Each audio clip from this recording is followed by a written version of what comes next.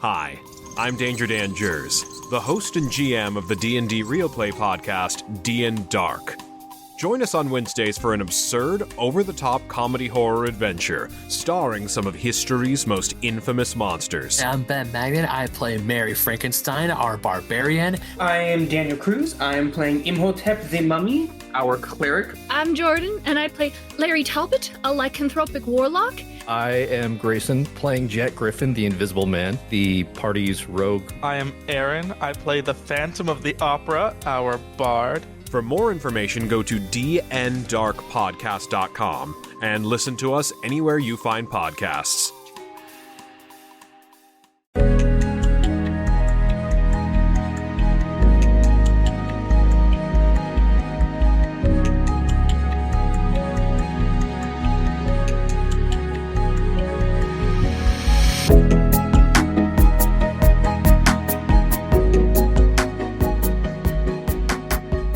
Hey everybody, this is Davis over at the CFG, and I'd like to welcome everyone back to Pop Culture Gems. This is a series where we talk to amazing creators, artists, cosplayers, voice actors, and so much more. If you like the interviews we do with amazing guests, give us a thumbs up and subscribe to our YouTube channel, the CFG channel, or go to our main website, confreaksandgeeks.com, to listen to it on, or go to any of our podcast services that are out there, like Apple, Google Podcasts, what have you. Today, my guest is an all-around talented individual. He does amazing things in the world of art and illustration and is killing it in the voice acting world. Some of the things that you may have heard his voice in are characters like Real Boyce Mordier. You know, I will never get that name right. I don't know if I said it right, but Real Boyce Mordier in Black Clover, Ro and Renara in Dragon Ball Super, the talking bike from Hermes in Kino's Journey, The Beautiful World, and is currently playing the spunky firefighter hero Shinra Kusakabe in Fire Force. I would like to welcome Derick Snow to the show. How are you doing, sir? Oh, I'm doing fantastic. Thank you very much for having me on here. Yeah, with funny, like we're doing Japanese anime, but doing French character names. It's we do what we can. I'm happy to work, happy to be alive, happy to throw my voice at stuff.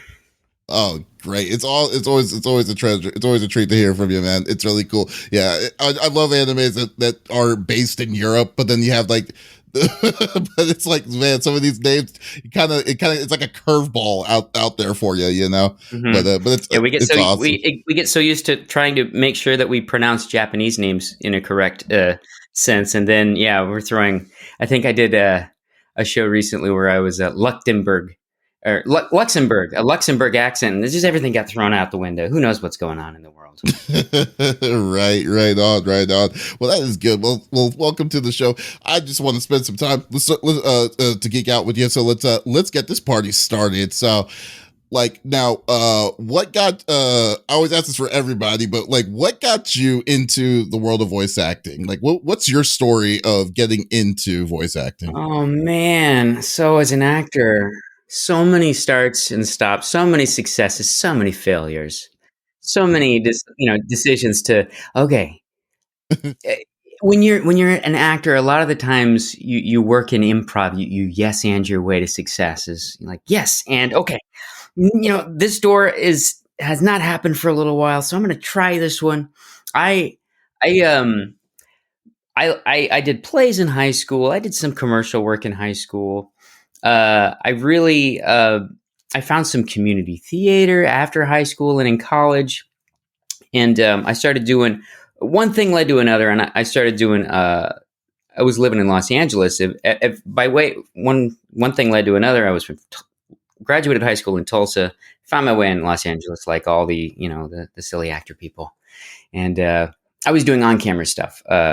So I was playing a lot of 18 to look younger roles, little character roles. I'm 5'5". So, like big leading man, movies were not in my future, but there's always like sidekicks and weird stuff. But I was, trying to do that. I was finding some success. I did a lot of pilots, but, Los Angeles is a fickle beast. And, I did, after all those pilots, a lot of maybes, stuff just didn't happen. So, I kind of transitioned. I was also doing, like I said, theater, and I enjoyed musical theater. I did some. I was working in television production also because as an actor, you kind of hustle. You're doing all these different angles. The work that paid the insurance at the time, I was doing a production, graphic design, motion graphics, because that's kind of what I went to school for. That kind of leads all my illustration. I was also doing that stuff, but I had a wacky boss that just kind of stirred me up, and so I went to go do an audition for a musical Peter Pan, and I was just. Sometimes when you go to auditions as an actor, the best auditions are the ones that you're just like, you know what, whatever. I'm just going to throw this weird stuff out there because I got nothing to lose. And of course, I got a call back on that. And then because the acting world is a little more complicated, I have 5 callbacks for that show. So you do it, you leave, you get called back. Yeah. Then you do a musical thing. Then you do these dance calls. And then you do side-by-sides with like the other actors to see if you play well with them. This is just for a stage show, but it's a tour. It was a big show. It was Peter Pan with Kathy Rigby. Yeah, I remember her. All this stuff, yeah. And she kicked butt. She still does. Yeah. She still doesn't play it, does she? I mean, she's been doing that forever. Like I think she has finished her various farewell tours. She did a couple of farewell tours, and she owns the rights to the touring production, as far as I know. So, like, there's good money in there. It's good. She's smart. She's a very savvy lady, Kathy, and her husband Tom. They're great. But yeah, I ended up doing various versions of that. I ended up in Branson, Missouri, doing Peter Pan for like several, like a Christmas season and then summer seasons and a little tour action and all kinds of fun stuff with that. And I was Smee, Captain Hook's sidekick. I love character voices. Just a little character guy. I'm easy to be thrown around, so it was perfect for me. One thing led to another, and I got some injuries in the show. I got stepped on. I got my chest plate cracked, and it's like real sports, man. You end up with like these incredible injuries where you got to go to rehab, and that kind of threw me out of that for a while. You got a chest plate cracked? Here's what happens. You see, Captain Hook stepped on my chest every night. Like there's a fake walk that you do, but things happen. He didn't fake walk one night, and then I felt incredible pain. The person that played Captain Hook, huge guy, awesome, very nice guy, but way bigger than me. And in the middle of he's got these piratey boots with a nice heel. He's just walks on my chest, and I kind of blacked out. Oh my God. I know I finished everything, but immediately, like, I had rib issues, my chest, just all kinds of stuff, and I ended up in rehab for a while, and so that kind of took me out of that particular musical theater stuff. But not long after that, I was doing a movie with a voice actor that does a lot of work here in Dallas. His name's Brian Massey. He's done all kinds of fun. He's got a very textured voice. He's awesome. Brian Massey. And when we were doing a movie, it was a wonderful Christmas movie called So This Is Christmas, where I was a drug dealer in the movie. Classic movie with Eric Roberts from Bloodsport, Vivica A. Fox, and several other great actors that have moved on to stuff. It's great. I break the movie. Trust me. Academy Award winner. It's a Razzie Award winner for sure. But hey, works. I still get residuals from that bad boy. So thanks. So This Is Christmas. And but I was looking. So my girlfriend and I, now wife, we were taking care of some family issues. Her dad was sick, and so we needed to stay in Tulsa, Oklahoma, for a while. And as things are winding down with that, we were trying to figure out a place to move to that was not Tulsa. I love Tulsa, but there's not a lot of voice work or film. It's just not the place for it. So Dallas, if you live in Dallas, you may not know, but there's Equity Theaters. There's a pretty decent TV and film industry, and adjacent to it, and a huge voiceover industry here. It's fun. It's a slightly smaller pond than Los Angeles, but way less expensive. Cost of living was just exactly what I was looking for. So we came down. I used some of my contacts, but I had some reels, and I procured some agents. And my first anime role was about 7.5 years ago on a show called Noreen, where I played a character named Kei Kamatori. And I was actually doing another animated project at the time that went nowhere, but I recorded for it. It was like a traditional animation project, and so I was pretty cocky when I was going in for these auditions. I think that helped my divine ignorance to the how the industry worked. But I came in, booked that. That was my first thing I even auditioned for, and I booked it. That usually doesn't happen. I was very lucky, but it was just for DVD. And so it didn't release for like a year. So I recorded that, and then I didn't do any anime for a whole year. And I was doing other stuff. I was doing more musical theater. There's a wonderful theme park in Dallas, or near Dallas, called Six Flags Over Texas. Oh, in and Arlington? My wife and I, in Arlington, Six Flags Over Arlington. And both my wife and I, when we moved into town, we were just picking whatever jobs we could get initially. And so we both did a show there, and which was fun. While I was doing that, like 4 shows a night, I was also, auditioning and doing commercials and, just other stuff, life of an actor. And then, did Noreen, did that about a year after it finally came out. I started getting more work, and here I am. Yay. Wow. So couple of hops. Couple of skips. That is insanely amazing. Just that whole full circle of. Yeah. So, I'm just a carny. I've been bouncing from city to city until I hit that anime motherlode. So like once you hit that, like you got the taste of Norin, and then it's like, and then it was like, oh, okay, I did this one thing. Then it went full circle, not immediately, but like while waiting for it, it came full circle. Then you're like, I was doing other voiceover stuff, I was doing radio commercials, but it's like you learn these different tricks, acting is acting in just about any industry. There's some like technical tricks with like dubbing anime, just making sure your mouth fits the stuff. But I mean, if you're lucky, you don't.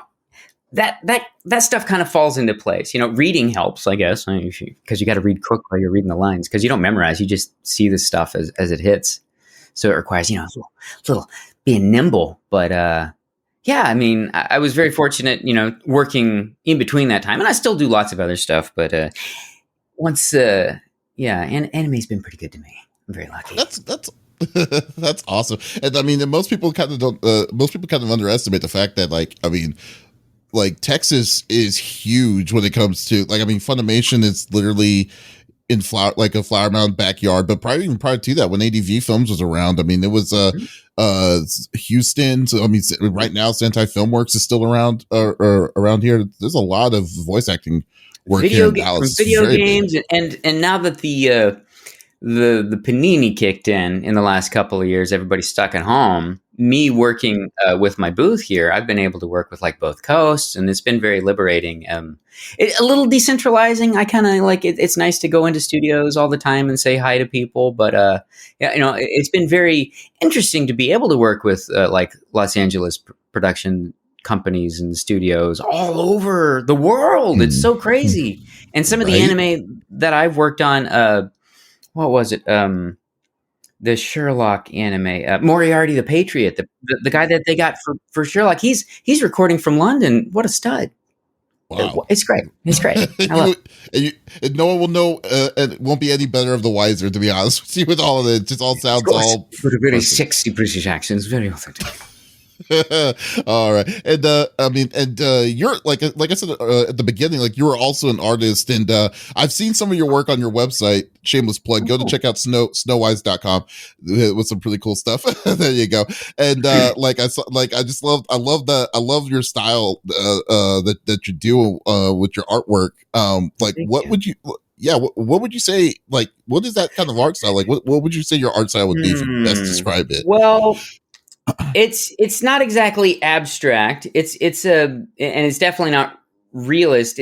I always kind of imagine, generally when I'm painting or doing illustrations, I tend to think of it like a like a staging, and like it's not exactly 2-dimensional, but I tend to do things where it kind of feels like a little picture box. And then I like to imbue nature and chaos particularly when I'm painting. Like I love water or turpentine effects, depending on what medium that we use. I can get pretty dorky. I went to like I said, I went to school for graphic design and illustration, and in between all my wacky acting stuff, I've painted on stage with bands. I love doing live painting, great big works on stage.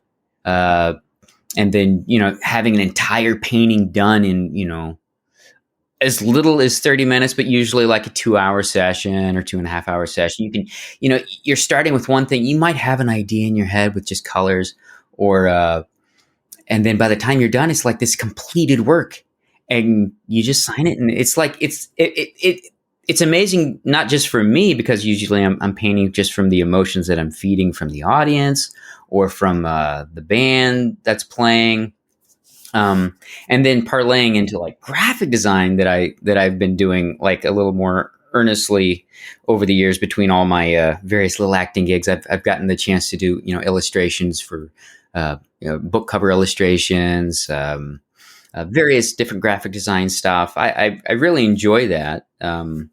It's kind of every time I have to like kind of pick one, one of them kind of gets a little shifted into the background. I still love doing art. I don't try to actively pay the rent with my art these days. Right.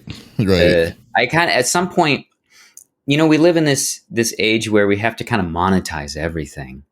I kind of took a shift with, I kind of took a shift with my art to just try to enjoy it, because I kind of burnt myself out because I was doing that. I was doing motion graphics design for television, and the more you do, the more people will throw at you, which is great. But at some point, the creativity just kind of becomes like just kind of putting Lego pieces together, and it's just kind of not the same. So you come across like a burnout kind of phase when it comes to that kind of thing. It's definitely understandable. Yes, and there are people that are way hungrier than that. I love it. I love watching people make art, and I still do art. Art and design. I kind of these days I still love finding great illustrators for some prints for the characters that I voiced. But I've even done some illustrations for some of the characters that I voiced. It's fun sometimes. Yeah. It's funny though. Like it's on your website though too. I just loved it. It was like you had a picture. One of your paintings was like of the Lorax.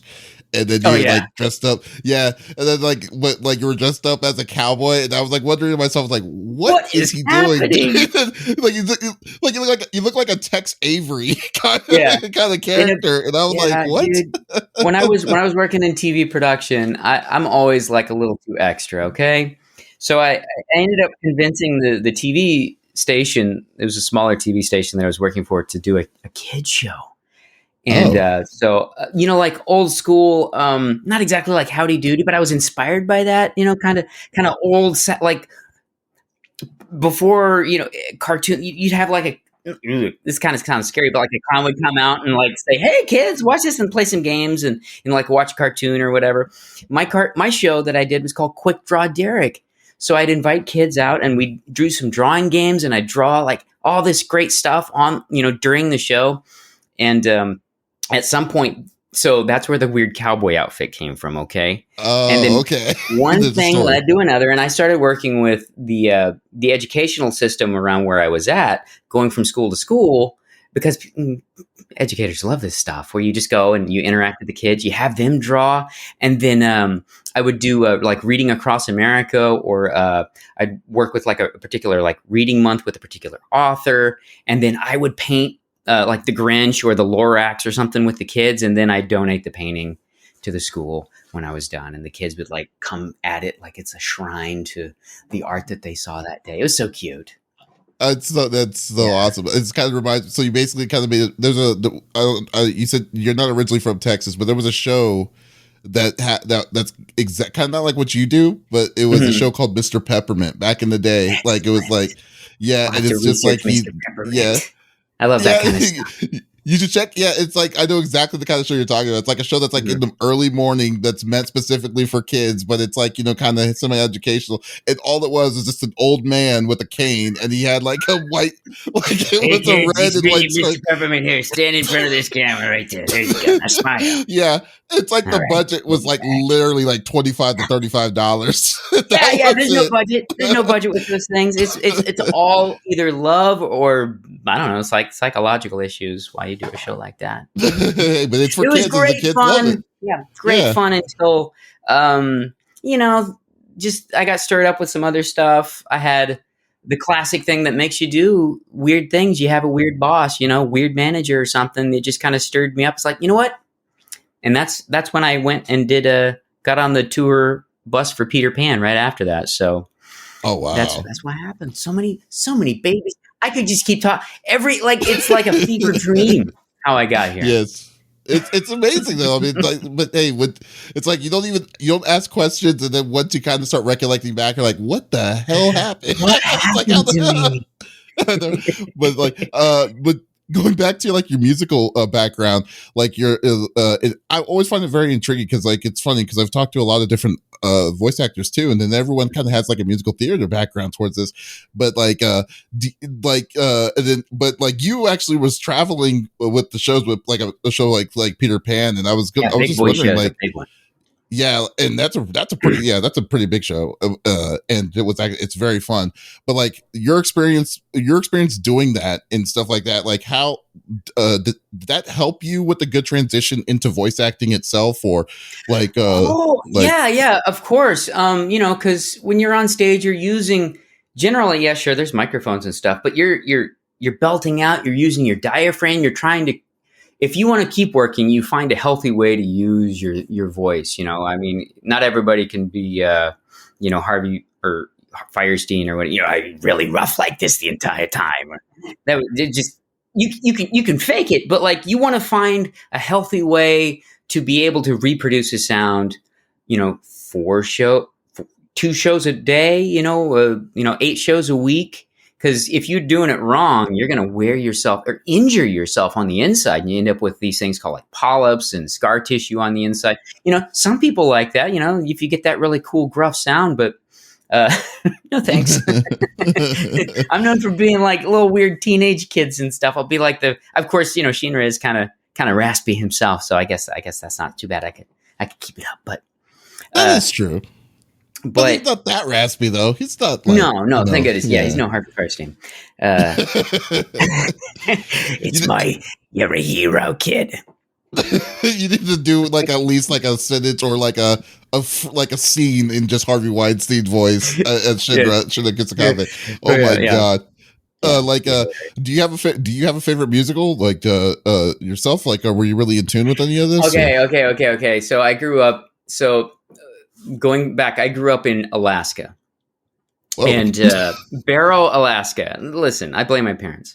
And we had no access to a lot of stuff, but we had a tape player. And the videotapes that I remember growing up on is the worst musical, but I love it. Not Grease. Grease 2. That's my favorite movie musical. I'm sorry. I've seen it like 300 times. I can't help it. Grease 2? Grease 2. Judge me.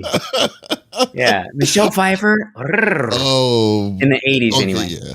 Fair enough. Makes sense. And, but I mean, there's a lot of great modern musicals. Of course, I love Grease 2. I love Yeah. But, I love that, though. I mean, that's the kind of thing that's very original, though. And I have done, through one way or another, like 6 different versions of Peter Pan. So I don't know if it's me or the show keeps coming back at me, but I just keep interacting with Peter Pan all my life. From when I was a kid, I did a version to, before I did the tour, I did like 2 different other local versions where I was living, not in the same character. I was little Peter Pan at the time. And, cool. But I mean, yeah, I think that particular is just the story. And maybe that explains why I keep running away and never wanting to go home.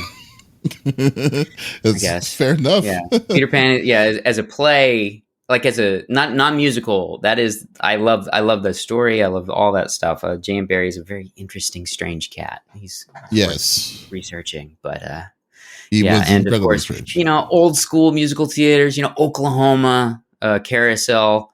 I kind of skipped the musical boat, like modern musicals, until maybe like 2008 when I started. When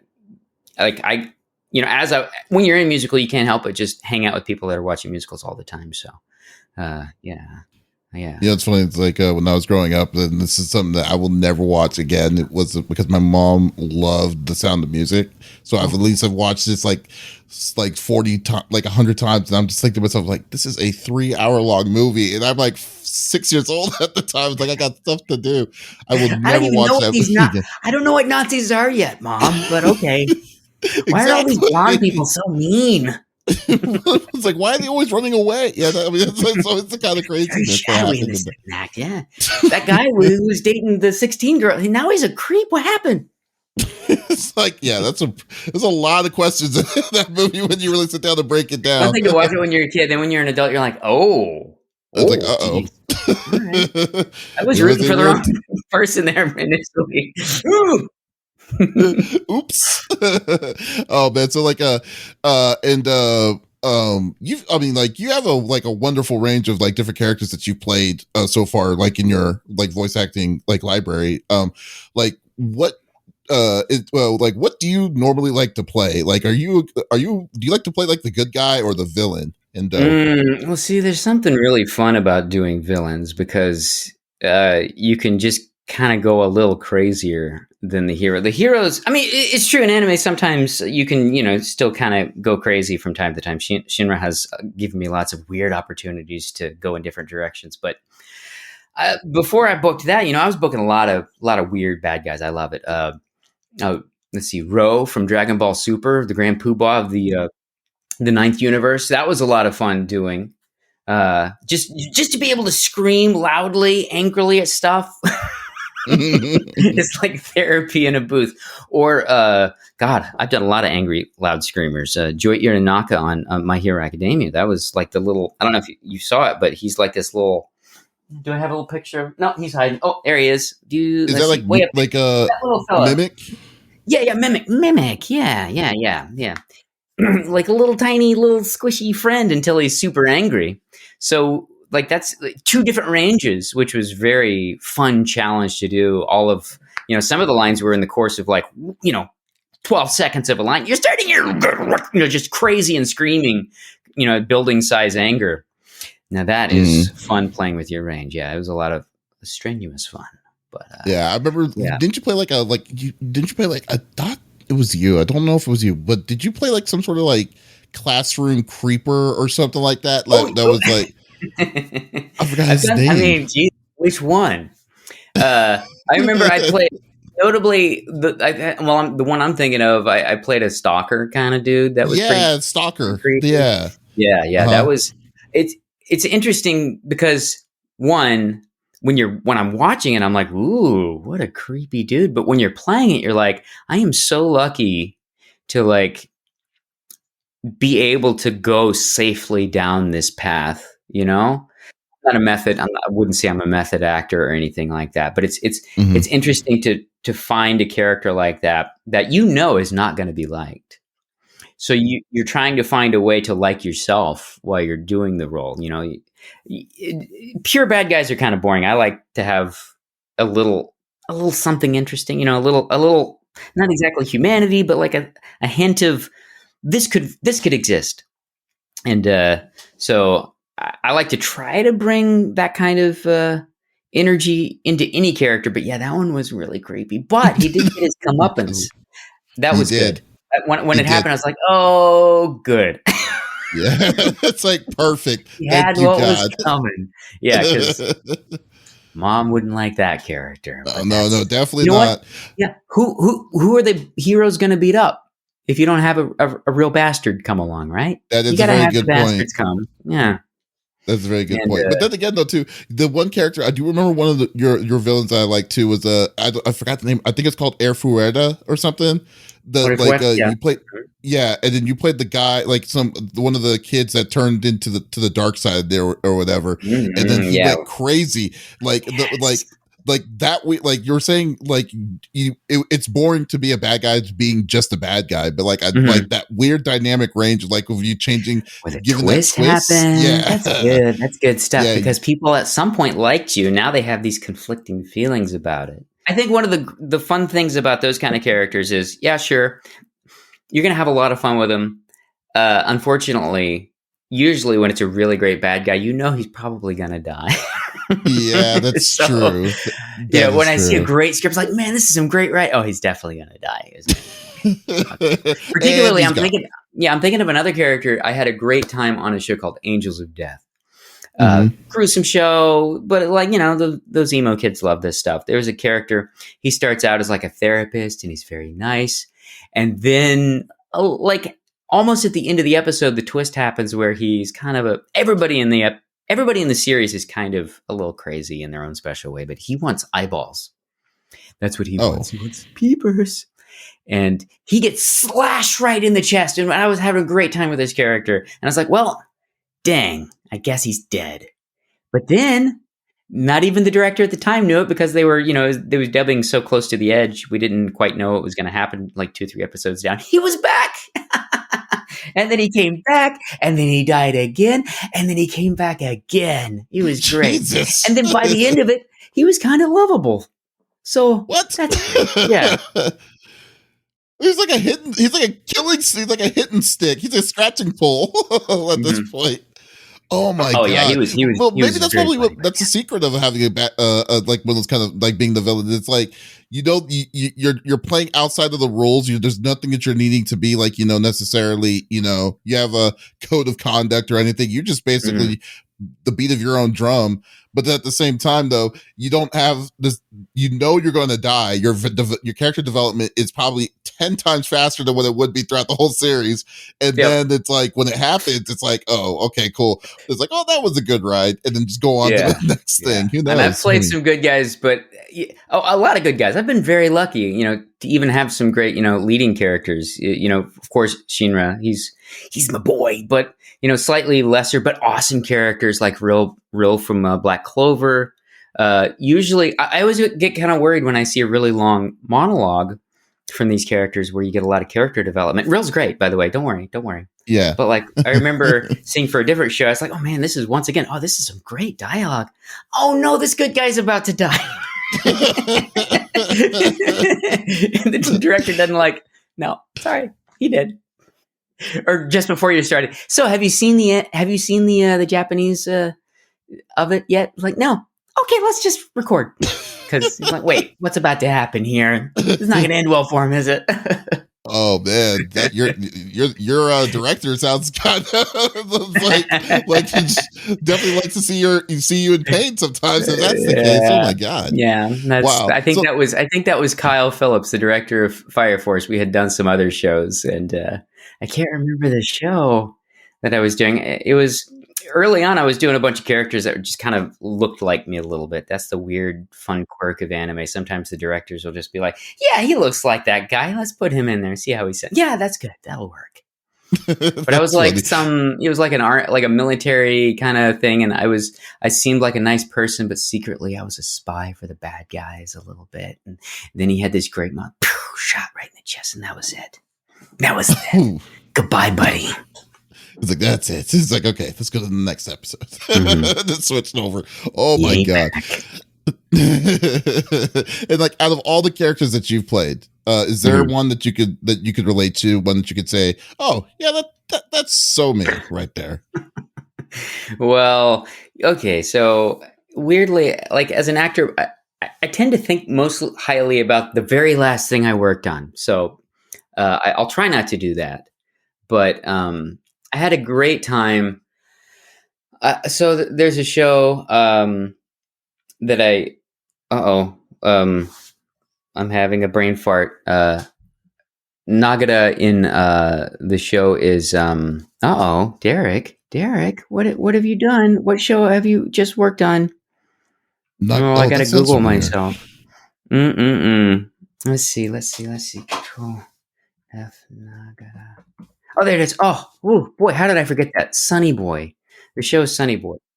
It's kind of a smaller show, but it was a real. You know what? It's a downer, but it's also like far out woo woo stuff, like 2001. If you ever remember that movie, like things get real weird real fast. But the main character, he was a super, not exactly a depressive. Well, yeah, he starts as a depressive. In the last pandemic, this whole 2 year, it got so easy to get in touch with that character. Unfortunately, therapy's good. I'm doing therapy and stuff, but like initially when I auditioned for that, I was like, I'll just do like 2 takes and that's it. Of course, I booked and I was like, oh, I guess I'm in touch with that right now. But on the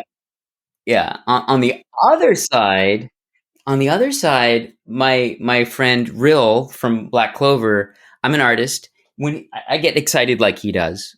And he also gets kind of emo when the art doesn't work out for him. So I guess that makes sense too.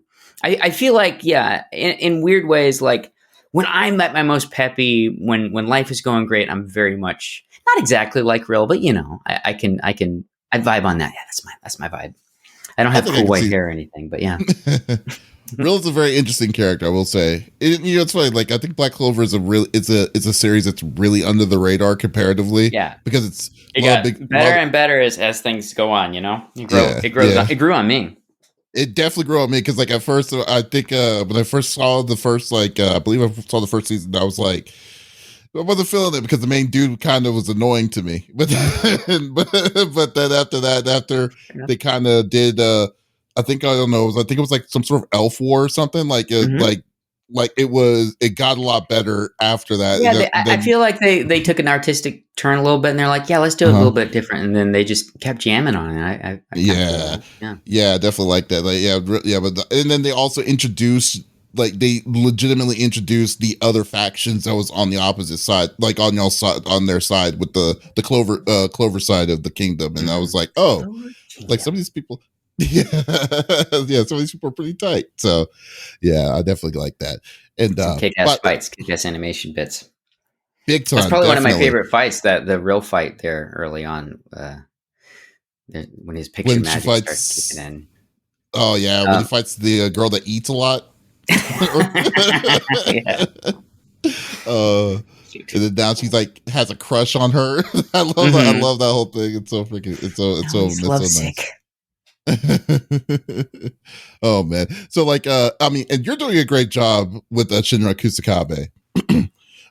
Like now I love about this guy with him is that he's a very complex character already. Like Fire Force is only on 1 season already, I believe. Full season has already gone through. I'm assuming he's going to be picked up. Yeah, we wrapped up season 2 not long ago. There, season 3 is no comment right now, but whatever. Yeah. I would say it might be debatable, but would you say he's one of the most complex good guys that you've played so far in your career, or like in anime? I think the thing that he's complex, but I think the strength of the characters around him really have brought him to a better place than when he started. Because I think when he started, he was definitely in need of therapy, like a lot of characters I guess I play, and. Because, he's got this smile, and that's just how he reacts when he gets nervous, right? Shinra got that devil grin right there. Little devilish boy. And he has some issues with, he doesn't quite even know how to deal with a family structure just because of, when it starts off, his brother is dead, in his mind, his brother's dead, his mom's dead, and they were all killed by, these flame demons. And that's basically he's pretty serious about that. That's what he wants to do. He wants to be the hero to just destroy that. And he's pretty, he's on this one track, right? And then he starts to find all these other characters in the company that he works for, the Fire Force Company 8. And they allow him to explore the concepts of, being able to interact with a family, having a relationship with, friends and like not exactly a father figure type in Captain Obi, but getting there. And Captain Burns definitely has a weird, problematic father situation with Shinra. And and as he starts to realize that he gets, he's in touch with certain powers. I don't know. He gets way more complex because he gets these incredible powers, but he doesn't quite know how to deal with them. It's just very interesting, It's like a lot of shonen, but yeah. Well, I find it I mean, I totally agree with you. But I just find it very interesting, because you're right, he is damaged goods in episode 1 already, but it's but it's kind of they kind of show that this dude definitely needs some help after, when he has his quirks of smiling when he gets nervous and stuff like that. But at the same time, I mean, in literally 26 episodes, this guy's already gone through hell, and he's still probably going through hell to kind of still figure out what's going on. And I mean, and he's not even I would say 10% of what he really can become, so yeah. He's got a lot of growth, but a lot of kick-ass powers coming up ahead of him. Yeah. I need to start reading that series. I usually like to read more than watch, from especially with these Jump series. Dude, the author of it, Atsushi Okubo, has the news. I mean, they've been talking about him wrapping up the manga for a while. He's still, it's still being worked on.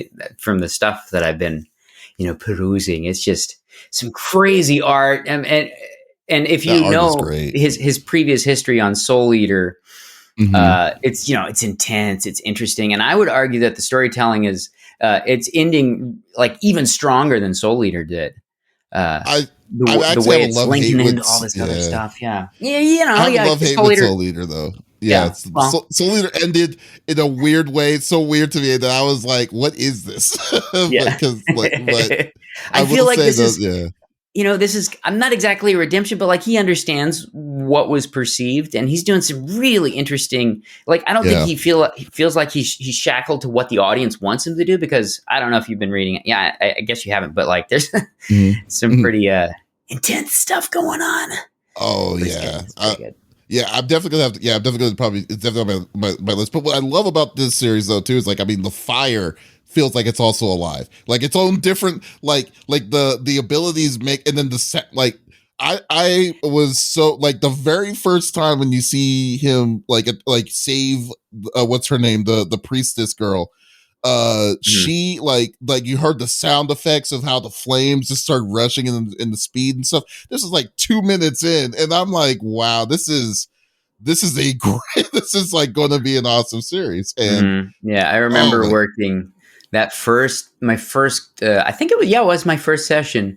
I had, we had chatted about kind of the history of the manga, and because the ADR director on our side he had gone way deep into the stuff, but I had put my headphones on, and so just right off the bat, we say a couple of lines just to kind of figure out some stuff, but then you hear that, as the fire kicks in. I'm like, oh, this is good. I love the sound design already. Yeah, exactly. It made my brain tingle. Do it again.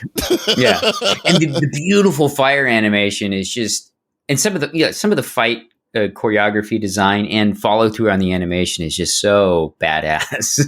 Oh, it's incredible. I was like, wow, compared to, like I said, Soul Eater was good, but he definitely leveled up with Fire Force. I will definitely give it that to him. And I love the blue firefighter, the outfit and all that stuff. So looking forward to it. And I guess the second part of that question though too, it feels like he like I was saying, Shinra, in a short period of time, it a lot of stuff was thrown at him to grow fast in this series, and he still has a long way to go. But when voicing a character that seems like he's always evolving, are there challenges that you experience to evolve with the character themselves? Is there a different way that you're going to approach it, that you're going to approach him also evolving? I do try to find different levels for when I know.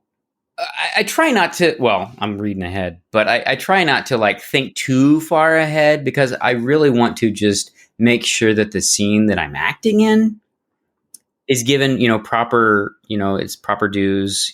I don't want to be acting for 5 scenes from now or 6 episodes from now. But sometimes you want to kind of like, if you know something, you want to give a little hint to something, and if like. I'm pretty lucky. I'm able to kind of tweak the texture of my voice pretty easily. I'm particularly like if you saw the last couple episodes of season 1, I mean, Shinra's butt got so kicked, and it was really interesting to find that defeated feeling inside. When you're, because you may just be reading it, but you want to give full context to that moment. And as he does start to like level up with these, these bigger powers, you want to start to, we intentionally started the character with in the higher range, a little bit young, because he's like, 17 or whatever when the show starts. So you just want to make sure he's got that youth, but as these devilish things or other life-altering things, I still have the room to just kind of play in that realm without it sounding artificial. Yeah. Oh, that's cool. I like that. That's nice. Yeah, usually it's thanks to the director also, because he has done his homework before. So it's not just me, thank goodness. It's all these people that I lean on during the shoot, during the recording process. It's me. It's the editors, the engineers on the show. God, they do a lot of work to make sure everything sounds great and consistent, especially with the, all this pandemic stuff that kicked in. So we finished season 2 of Fire Force. So we finished season 2. I finished the whole season in the booth. I don't think I recorded anything after like the 3rd episode of season 2. I did it all from home, from one way or the other. But initially it was crazy because I was not set up to record full time from home. So we and a lot of actors weren't. They did an incredible, like, gargantuan engineering effort to consistently send out these acting kits to us initially to try to make sure that we all sounded the same in scenes and stuff. It's crazy. It was incredible. That is insane. And then as time went on, most of us ended up with some kind of more consistent recording environment. But like the engineers were listening to what we would record stuff and they would send it and tell us ways to tweak and stuff. They're just awesome. Wow. Awesome people. They went above and beyond this. Yeah, definitely. Do you have a dream role that you want to play, or something that you've always wanted to play yourself? You mentioned like a Tex Avery type. Like I want to be able to do a show where I'm just like 10 different characters that are just all a little different, all a little crazy. And to be able to act off of myself. That's kind of the dream. I just want to be like a Mel Blanc type. That's what I want to do in a perfect world. But it's probably more like I love acting off of other people, and that's great. But like, yeah, some weird little part of me, I just want to do like some just crazy one-man show where I'm like 25 characters and it's just lunacy. So basically the Derick Snow variety hour or something. Derick Snow variety hour. Starring Derick Snow. Sick of him yet? If you have the guy that introduces you like that, you fire him immediately. That's what I'm voicing that one too. Here he is again. Oh God. And it's Derick Snow. That would be perfect if you could do that. Wow. That would be awesome. I'm pretty manic. Like my wife, I've always, even before I did voiceover stuff, I was always constantly doing like voices all the time. And I think she still finds it entertaining, but I have a feeling she doesn't at this point. Man. She's like, oh, there we go again. I always like to say that. You remember the Robin Williams movie where he was Mrs. Doubtfire. At the beginning, He's all these characters and he's zany. And I always like to say that my wife is like that lady. It's like at some point it just wasn't funny anymore. But she still laughs. She still laughs. She is the one that's grew up there. That's what happened. Yeah. It's like, Derick, I'm very patient with you. At least, yeah, you can pay for the house. Thank you very much for this. That's great. What an honor there. Yes. Finally. Right, and I always ask this with all the voice actors I talk to, but what is one of the craziest or weirdest lines that you had to say in the booth in recording? And I mean, it could be it could be out of context or whatever. Well, It's like something in like, terms of Fire Force, I like the one that easily comes to mind. So in season 2, there's a China arc where they go outside and they're just imbued with these crazy drugs that make everybody just crazy. And so I think Shinra says like, "I'm Shinra man and I eat worms for breakfast," that kind of thing. That was pretty stupid. I loved that one. That one just sticks out. You didn't even think about it. You just knew. No, it's right there. Yeah, I remember all the real stupid ones. Immediately. Oh man. Well, Derick, really appreciate. Oh, one before I gotta say, because like you said that you had a TARDIS sound booth, which is, I have to say, is completely awesome. Who's your favorite Doctor? Doctor. That is a good question, because I've always enjoyed old school 70s one. I have I took it down. I had, the scarf and all that fun stuff. Tom Baker. Yeah. He's my boy. The crazy fro. Crazy fro. Yo. He's just, it's just kind of a little still kind of, they were putting some money into it, but still kind of low rent. Yeah. This soundstage looked like 4 weeks ago soundstage, but whatever. It's Mars now. Okay. And not behind the pub. All right. But yeah, I like that. I like to see the new stuff. I'm really digging the new stuff. I've watched, I think all the latest Doctors. I'm an allons-y kind of guy. I like that good stuff. How about you? Tenet. It's a tie. Yeah, it's a tie. Tenet is, it's like, the thing with Tenet was that Tenet was great in it, but I sometimes kind of feel that there is a little bit of overratedness, and now I'm probably going to get lose my Doctor Who card from this. But hey, he was really Scottish. I was he was doing pretty good. I could actually understand him if you heard him, and when he talks for real, I'm like, no, what he's talking about? He's way too Scottish. I don't know. He's talking what.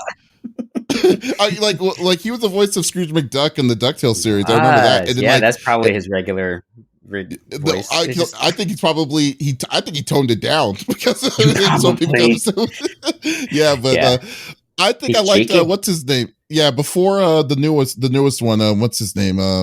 Capaldi. Peter Capaldi was actually really good. Peter Capaldi. He's the best kind of cranky. He's great. Mm-hmm. And his hair just got cooler and cooler too. I liked his hair. And I liked it because he switched his. At first, I hated it, but he switched to Sonic Screwdriver to sunglasses, and I'm like that's kind of lazy. And he started playing the guitar. Ooh, sexy! Woo! I love that. But yeah, no, he had the crankiness. He grew on me. He was a perfect comedic yet crankiness. Eccleston was completely moodiness, and he was and I liked him too, but something about Capaldi just grew on me. I definitely liked it. Yeah, he's got that. He's like me. He's got a furrow right off the bat. If he's not thinking about it, and he uses it to his advantage. Oh, big time. So yeah, okay. I'm a nerd. Yeah. Oh no, I love it. Dude, I have a website about being a nerd, so I think it's perfectly fine. But hey, I just want last question. Is there any conventions that you're going to be attending so people can meet you, or fans would be able to meet you? Yes. Oh my goodness, I do. I have in 1 month from now, I'm going to be in Austin for the Alamo Hero Con. That is February 26th. And 27th. And then I believe, I'm not sure this has been quite announced, but screw it. There's a thing in Fort Worth on May 28th called Collecticon that I'm going to be doing because my Shinra Funko Pops finally came out. So we're starting to book a little bit more in-person stuff. I did several virtual ones pretty recently. I hope to do a couple of more because I'm getting requests to be sent in all these awesome things. Oh, and then I'm doing all the way in July, a thing called in Jacksonville, Bold Matsuri. That should be very exciting. And then there's more that haven't quite allowed me to release. But yeah, these things are happening all the time. Thank goodness. Like the world has been closed for so long. It's still crazy, and you want to be safe with all this stuff, but it's nice to like you work from home for so long, you kind of forget that like there are actual humans and it's not just like Twitter. No, right? Well, like it's why actually I started staying away because how sometimes social media can get a little too extreme. But like, it's exhausting. Yeah. It's I'm done with it's Facebook. I'm tired of arguing with my great aunt about whatever. Yeah, so it's like it's cool to just kind of have statements and stuff, but to have like full on conversations and stuff, I usually kind of go on. For me, I have to go on Discord. Really cool. Can't wait to see you there, and we'll share all that information here once we're done. But Derick, thank you so much for being on the show. Really appreciate it. It was really fun geeking out with you. Yeah, and going down the weird random road. Definitely. Guys, if you liked this this interview, definitely give us a thumbs up over at our YouTube page, the CFG channel.